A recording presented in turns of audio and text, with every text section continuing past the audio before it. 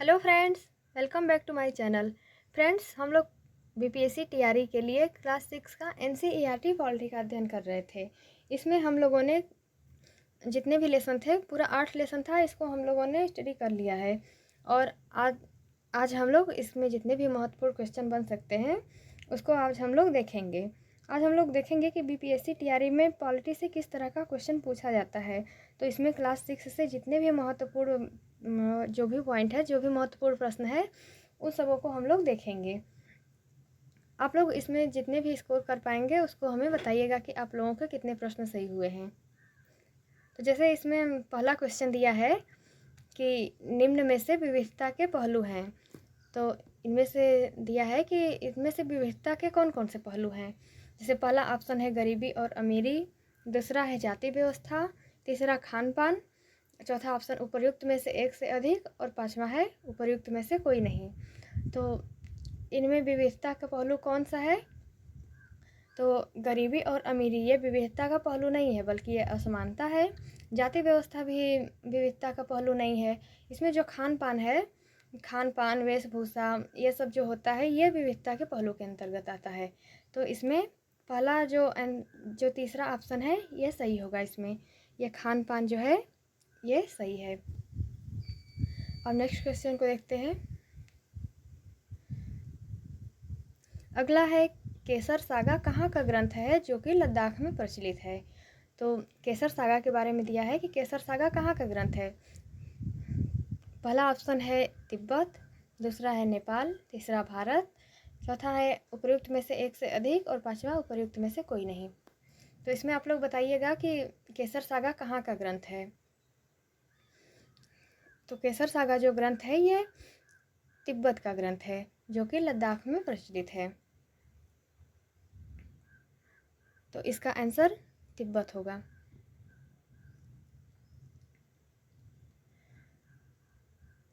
आगे फिर इसमें तीसरा क्वेश्चन है कि भारत की खोज पुस्तक के लेखक कौन है।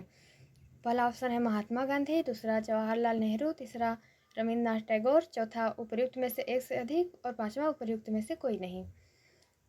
तो इसका कौन सा आंसर होगा? इसका आंसर होगा जवाहरलाल नेहरू। जो भारत की खोज डिस्कवरी ऑफ इंडिया है, ये पुस्तक जवाहरलाल नेहरू के द्वारा लिखा गया था। इसमें इन्होंने भारत की विविधताओं के बारे में लिखा है, भारत की एकता के बारे में लिखा है कि भारत में विविधता और कहाँ कहाँ पर एकता है। तो इस क्वेश्चन का आंसर होगा जवाहरलाल नेहरू।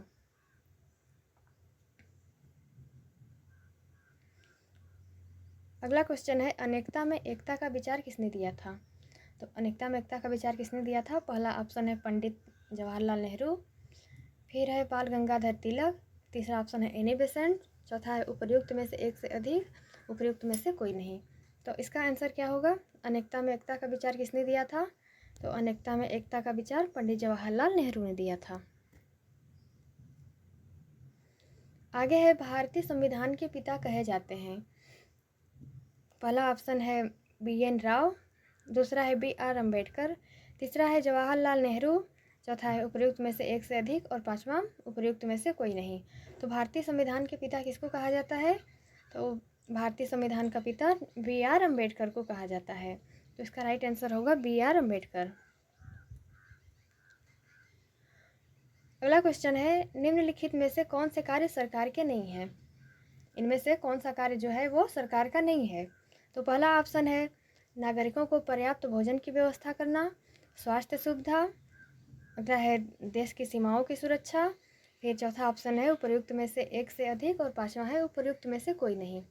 तो इनमें से कौन सा कार्य है जो कि सरकार नहीं करती है। तो आप लोग जानते ही हैं कि नागरिकों को पर्याप्त भोजन की व्यवस्था करना ये सरकार का कार्य होता है, स्वास्थ्य सुविधा देना ये भी सरकार का कार्य होता है, और देश की सीमाओं की सुरक्षा करना, तो ये तीनों ही कार्य सरकार के हैं। तो इस तरह से इसका राइट आंसर हो जाएगा ऑप्शन नंबर डी, उपर्युक्त में से एक से अधिक। अगला है निम्नलिखित में से कौन सरकार के अंग नहीं है। तो पहला ऑप्शन है सुप्रीम कोर्ट, अगला है भारत पेट्रोलियम और तीसरा है भारतीय रेल, और चौथा ऑप्शन है उपर्युक्त में से एक से अधिक और पांचवा है उपर्युक्त में से कोई नहीं। तो सरकार के अंग के बारे में दिया है कि इसमें सरकार का अंग कौन है। तो इसमें आप लोग जब NCERT क्लास 6 का पढ़ेंगे तो उसमें सरकार के अंग के बारे में दिया है।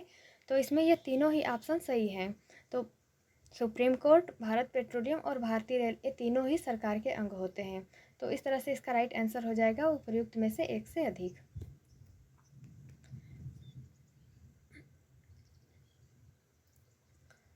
अगला क्वेश्चन है, तेलंगाना भारत का 29वां राज्य कब बना? पहला ऑप्शन है 5 अप्रैल 2014, दूसरा है 2 जून 2014, तीसरा है 4 जून 2014, पाँचवा ऑप्शन है उपर्युक्त में से एक से अधिक, और अगला है पाँचवा उपर्युक्त में से कोई नहीं। तो तेलंगाना भारत का 29वां राज्य कब बना? तो तेलंगाना भारत का 29वां राज्य 2 जून 2014 को बना।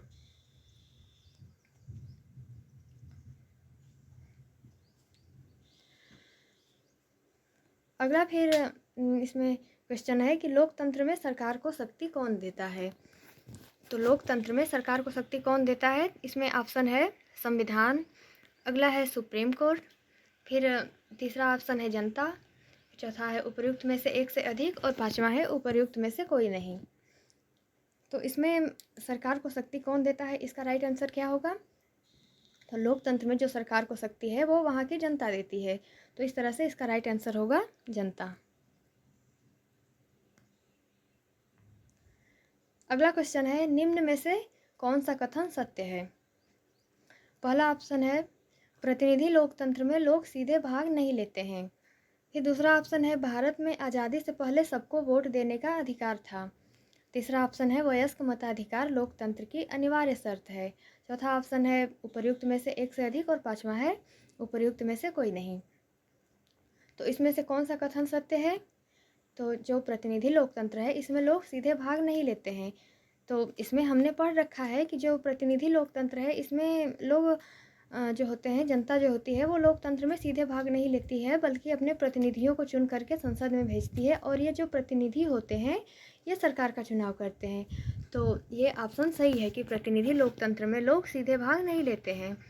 फिर अगला ऑप्शन है भारत में आज़ादी से पहले सबको वोट देने का अधिकार था। तो आज़ादी से पहले भारत में सबको वोट देने का अधिकार नहीं था, बल्कि जो अमीर थे, जो पढ़े लिखे होते थे, इन्हीं लोगों को केवल वोट देने का अधिकार था। तो ये ऑप्शन गलत है। और उसके बाद है थर्ड ऑप्शन, वयस्क मताधिकार लोकतंत्र की अनिवार्य शर्त है। तो जहाँ भी लोकतंत्र है वहाँ पे वयस्क मताधिकार होना ज़रूरी है, क्योंकि जो लोग होते हैं वे चुन करके जब अपने प्रतिनिधि को चुनते हैं तभी तो उसको लोकतंत्र कहेंगे। जब जनता अपने प्रतिनिधि को चुनेगी ही नहीं तो फिर उसको लोकतंत्र नहीं कह सकते हैं। तो वयस्क मताधिकार जो होता है वो लोकतंत्र की अनिवार्य शर्त है। तो इसमें पहला ऑप्शन और तीसरा ऑप्शन ये दोनों सही है। तो इसमें पूछा है कि निम्न में से कौन सा कथन सत्य है, तो इसमें दो ऑप्शन सत्य है, लेकिन ये भारत में आज़ादी से पहले सबको वोट देने का अधिकार था, तो ये ऑप्शन गलत है। इस तरह से इसका राइट आंसर हो जाएगा उपर्युक्त में से एक से अधिक। अगला क्वेश्चन है, यंग इंडिया पत्रिका के लेखक हैं। तो जो यंग इंडिया पत्रिका है इसके लेखक कौन है? तो पहला ऑप्शन है जवाहरलाल नेहरू, दूसरा है BR अम्बेडकर, और थर्ड ऑप्शन है महात्मा गांधी। तो जो यंग इंडिया पत्रिका है इसके लेखक कौन है? तो इसके लेखक है महात्मा गांधी। इसका राइट आंसर होगा महात्मा गांधी।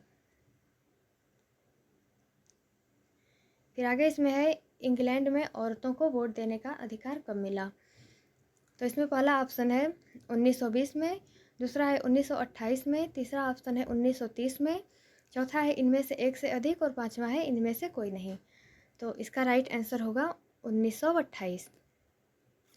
राइट आंसर इसका होगा 1928। अब इसमें 1920 जो ऑप्शन दिया है इसके बारे में हम लोग जानते हैं कि जो अमेरिका था वहाँ पे औरतों को वोट देने का अधिकार 1920 में मिला। आगे फिर ग्राम पंचायत के बारे में दिया है कि ग्राम पंचायत किसके प्रति जवाबदेह होती है।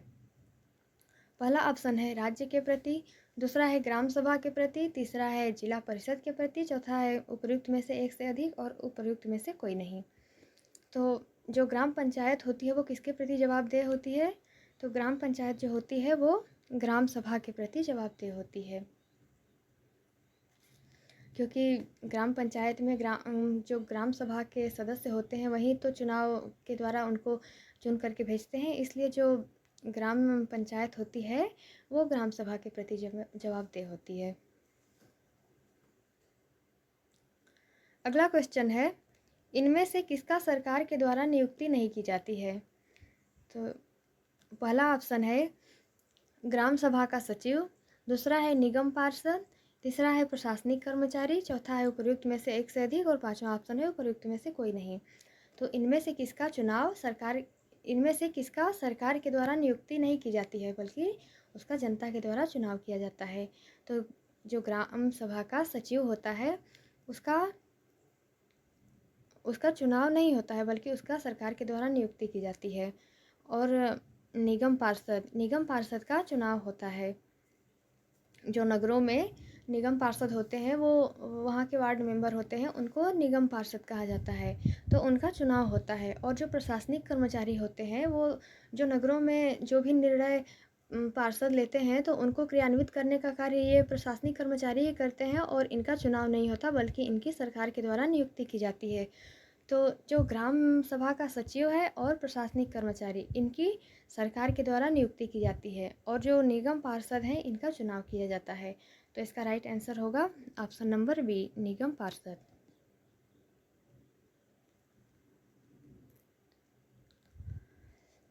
अगला क्वेश्चन है, ग्राम सभा की बैठक बुलाई जाती है। तो ग्राम सभा की बैठक किसके द्वारा बुलाई जाती है? जैसे इसमें पहला ऑप्शन है ग्राम प्रधान द्वारा, सचिव द्वारा, दोनों के द्वारा, उपर्युक्त में से एक से अधिक और उपर्युक्त में से कोई नहीं। तो इसका राइट आंसर क्या होगा? ग्राम सभा की बैठक किसके द्वारा बुलाई जाती है? तो इसमें ग्राम सभा की बैठक जो होती है वो सचिव के द्वारा बुलाई जाती है। जैसा कि एनसीईआरटी में दिया है कि ग्राम सभा की बैठक जो होता है वो सचिव के द्वारा बुलाई जाती है, और जो भी निर्णय लिए जाते हैं वो उसका रिकॉर्ड जो सचिव होता है वो रखता है।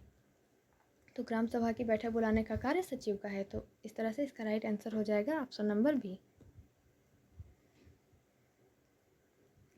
अगला क्वेश्चन है, ग्राम पंचायत की आमदनी के स्रोत नहीं है। तो इसमें से कौन सा ऑप्शन है जो कि ग्राम पंचायत की आमदनी का स्रोत नहीं है? तो पहला ऑप्शन है घरों एवं बाजारों पर लगाए गए कर से मिलने वाली राशि। अगला ऑप्शन है समुदाय के काम के लिए मिलने वाला दान। तीसरा ऑप्शन है सरकारी योजनाओं से मिलने वाली राशि। चौथा है उपर्युक्त में से एक से अधिक और पांचवा है उपर्युक्त में से कोई नहीं। तो इसमें ग्राम पंचायत की आमदनी का कौन सा स्रोत नहीं है? तो इसमें जो घरों एवं बाज़ारों पर लगाए गए कर से जो मिलने वाली राशि होती है वो ग्राम पंचायत की आमदनी के स्रोत होते हैं। और फिर समुदाय के काम के लिए जो मिलने वाला दान होता है वो भी ग्राम पंचायत की आमदनी का स्रोत होता है। और जो तीसरा ऑप्शन है सरकारी योजनाओं से मिलने वाली राशि। तो ये तीनों ही ऑप्शन जो है ये ग्राम पंचायत की आमदनी के स्रोत हैं। तो इसमें दिया है कि आमदनी के स्रोत कौन सा नहीं है, तो इसमें ये तीनों ही ऑप्शन जो है ये सही है। तो इसमें से उपर्युक्त में से कोई नहीं, ये पांचवा ऑप्शन सही हो जाएगा कि उपर्युक्त में से कोई नहीं, क्योंकि ये तीनों ही ऑप्शन सही है।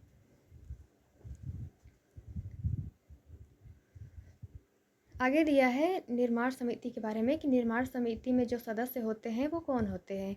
तो इसमें ग्राम सभा के सदस्य होते हैं, दूसरा ऑप्शन है ग्राम पंचायत के होते हैं, तीसरा ऑप्शन है दोनों के होते हैं, चौथा है उपर्युक्त में से एक से अधिक और पांचवा है उपर्युक्त में से कोई नहीं।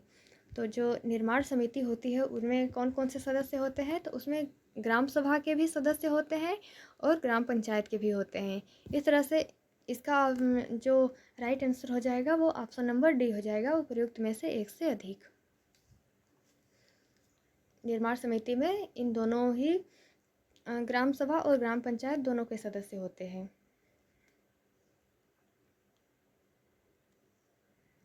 अगला क्वेश्चन है, पंचायती राज का दूसरा स्तर कौन होता है? तो जो पंचायती राज होता है उसका दूसरा स्तर कौन होता है? पहला ऑप्शन है विकास खंड, दूसरा ऑप्शन है जनपद पंचायत, तीसरा है पंचायत समिति, चौथा ऑप्शन है उपरोक्त में से एक से अधिक और पांचवा है उपरोक्त में से कोई नहीं।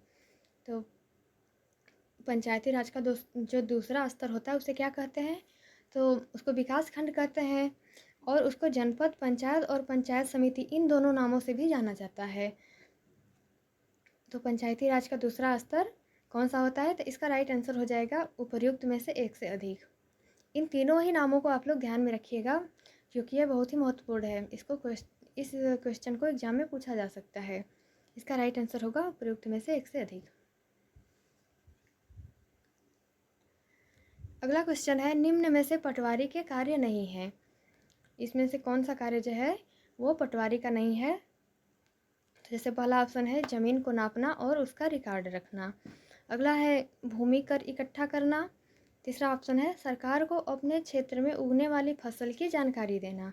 चौथा है उपर्युक्त में से एक से अधिक और पांचवा है उपर्युक्त में से कोई नहीं। तो इसमें से कौन सा कार्य पटवारी का नहीं है? तो जो ज़मीन को नापना और उसका रिकॉर्ड रखना, ये सब काम कौन करता है? ये सब काम पटवारी का काम होता है। और फिर भूमि कर इकट्ठा करने का काम भी पटवारी का होता है और सरकार को अपने क्षेत्र में उगने वाली फसल की जानकारी देना, ये काम भी पटवारी का ही होता है। तो इस तरह से इसका राइट आंसर हो जाएगा उपर्युक्त में से कोई नहीं, क्योंकि इसमें जो प्रश्न है ये पूछा है कि पटवारी के कौन से कार्य नहीं हैं। तो ये तीनों ही कार्य जो है ये पटवारी के काम होते हैं। तो इस तरह से इसका जो राइट आंसर होगा वो उपर्युक्त में से कोई नहीं होगा। ये सब जितने भी क्वेश्चन हैं ये बहुत ही महत्वपूर्ण हैं। ये सब एनसीईआरटी में दिए गए हैं। अगला क्वेश्चन है, किस कानून के तहत हिंदू परिवारों में बेटों, बेटियों तथा उनकी मां को जमीन में बराबर हिस्सा मिलेगा? तो ऐसा कौन सा कानून पारित हुआ जिसमें बेटों, बेटियों और उनकी मां को जमीन में बराबर हिस्सा मिलेगा? जैसे पहला ऑप्शन है घरेलू हिंसा संरक्षण अधिनियम 2005। अगला ऑप्शन है हिंदू अधिनियम धारा 2005। फिर थर्ड ऑप्शन है हिंदू विवाह अधिनियम 1955। फिर चौथा ऑप्शन है उपर्युक्त में से एक से अधिक और पांचवा है उपर्युक्त में से कोई नहीं। तो इसका जो राइट आंसर होगा वो होगा ऑप्शन नंबर बी, हिंदू अधिनियम धारा 2005। अगला क्वेश्चन है, नगर निगम के पास संपत्ति कर से पैसा आता है। तो इसमें एक क्वेश्चन पूछा गया है कि नगर निगम के पास संपत्ति कर से कितना पैसा आता है। तो पहला ऑप्शन है 20 से 25%, दूसरा है 25 से 30%, तीसरा ऑप्शन है 30 से 35%, फिर चौथा ऑप्शन है उपर्युक्त में से एक से अधिक और पांचवा है उपर्युक्त में से कोई नहीं। तो जो नगर निगम होती है उसके पास संपत्ति कर से कितना पैसा आता है? तो संपत्ति कर से 25 से 30% पैसा आता है। तो इसका राइट आंसर होगा ऑप्शन नंबर बी। फिर ये इसका लास्ट क्वेश्चन है। क्वेश्चन है, सप्ताह में बाजार कौन से दिन बंद रहेगा, इसका निर्णय कौन करता है? तो जो नगरों में सप्ताह में बाजार किस दिन बंद रहेगा इसका निर्णय कौन करता है? जैसे पहला ऑप्शन है निगम पार्षद, दूसरा है नगर निगम, तीसरा है राज्य, चौथा है उपर्युक्त में से एक से अधिक और पांचवा है उपर्युक्त में से कोई नहीं। तो इसका निर्णय कौन करता है? तो इसका निर्णय करता है निगम पार्षद, नहीं सॉरी नगर निगम करता है। तो इसका राइट आंसर होगा ऑप्शन नंबर बी। फ्रेंड्स, इसमें हम लोगों ने जो भी इसमें महत्वपूर्ण क्वेश्चन बन सकते हैं उसको हमने डिस्कस किया है।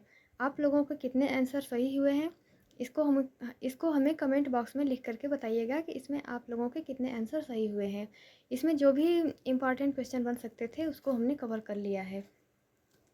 ये बीपीएससी टीआरई के लिए बहुत ही महत्वपूर्ण है। और अगर इस वीडियो से आप लोगों को हेल्प हो रहा हो तो प्लीज़ लाइक और सब्सक्राइब करके हमें मोटिवेट करिएगा। वीडियो देखने के लिए आप लोगों का बहुत बहुत धन्यवाद।